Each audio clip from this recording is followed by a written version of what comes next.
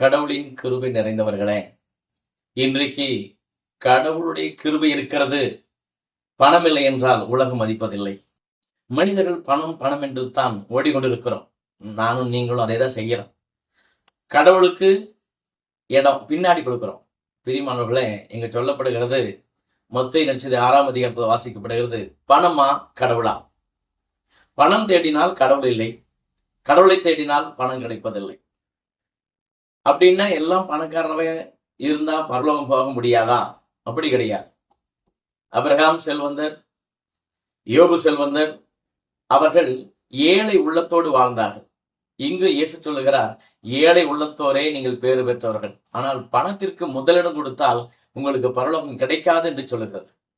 பணம் இருந்தால் வாழ்வு வந்து விடாது. ஆகவே பணம் இல்லை என்று சொல்லி பயப்பட தேவையில்லை. பணம் வேண்டாம் என்று சொல்லி தூங்கி திரிந்தால் ஒன்றும் கிடைக்காது. ஆகவே பணம் வேண்டும், உழைக்க வேண்டும். இளமையில் உழைத்து சேர்க்காததை முதுமையில் இயங்கணும் சேர்ப்பாய். பணம் கண்டிப்பா தேவை, உழைக்கணும். அதுக்காக பணத்திற்காகவே அடிமையாக கூடாது.